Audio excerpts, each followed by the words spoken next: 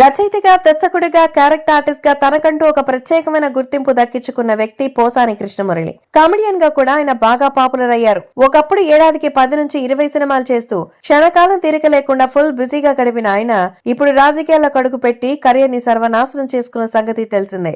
మొదట్లో ఆయన 2009 సంవత్సరంలో మెగాస్టార్ చిరంజీవి గారు స్థాపించిన ప్రజారాజ్యం పార్టీలో చేరారు. పవన్ కళ్యాణ్, చిరంజీవి ఆయనకి ఎమ్మెల్యే టికెట్ కూడా ఇచ్చారు. కానీ ఆ పార్టీ కాంగ్రెస్ లో విలీనం అయ్యాక ఆయన వైసీపీలో చేరారు. అక్కడికి వెళ్లిన తర్వాత ఆయన చేసిన నిర్వాకాలు అన్ని ఇన్ని కావు. చంద్రబాబు నాయుడు, లోకేష్ వంటి వారిని ఇష్టం వచ్చినట్టు బూతులు తిట్టేవారు. ముఖ్యంగా పవన్ కళ్యాణ్ ఆయన ఇంట్లో ఆడవాళ్ళని, చిన్న పిల్లల్ని కూడా వదలకుండా అడ్డమైన బూతులు తిట్టి శాపనార్థాలు పెట్టారు. ఆ వీడియోలో చూస్తే పవన్ కళ్యాణ్ ని ద్వేషించే వాళ్ళు కూడా పోసాని కృష్ణమురళిని చెప్పు తీసుకోగొడతారు. అలాంటి నీచమైన వ్యాఖ్యలు చేస్తారు ఆయన. ఈయన త్వరలో అరెస్ట్ చేయబోతున్నారంటూ వార్తలు వస్తున్న నేపథ్యంలో రీసెంట్ గా ఒక ప్రముఖ టీవీ ఛానల్ కి ఇచ్చిన ఇంటర్వ్యూలో మరోసారి చిరంజీవి, పవన్ కళ్యాణ్ పై చేసిన కొన్ని వ్యాఖ్యలు ఇప్పుడు మీడియాలో అభిమానుల రక్తం ఉడికిపోయేలా చేస్తోంది. యాంకర్ అతన్ని ఒక ప్రశ్న అడుగుతూ, పోసాని గారు, మెగాస్టార్ చిరంజీవి మీ ఇంటికి వచ్చి నా తమ్ముడు జనసేన పార్టీలోకి చేరి అతనికి అండగా నిలబడమని చెప్తే మీరు ఆయన మాట విని జనసేనలో చేరుతారా అని అడుగుతారు. దానికి పోసాని సమాధానం చెప్తూ, చిరంజీవి గారు ఒకవేళ నా ఇంటికి వచ్చి అలా అడిగితే ఆయన ముందుగా కూర్చోబెట్టి టీ ఇచ్చి ధన్యవాదాలు తెలిపి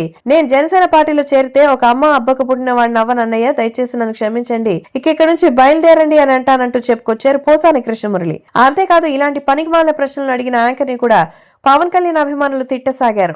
అతని పార్టీలోకి ఎవరు పిలిచారు, ఎవరు పిలిచినట్టు అతను రెచ్చిపోవడం ఏంటి, వ్యూస్ కోసం ఎలాంటి వీడియోస్ అయినా చేస్తారా అంటూ ఆగ్రహాన్ని వ్యక్తం చేస్తున్నారు ఫ్యాన్స్.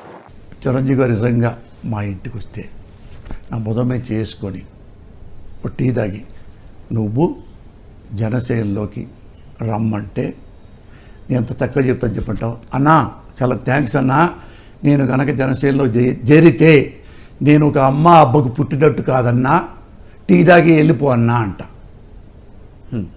నీకు మంత్రి పదవి ఇస్తారు, అది ఇచ్చి తీసుకున్నా నేను ఒక అమ్మ అబ్బకు పుట్టినట్టే కాదన్నా, నేను ఒక అమ్మకి ఒక అబ్బకి జన్మించాను, అలాగే చస్తా.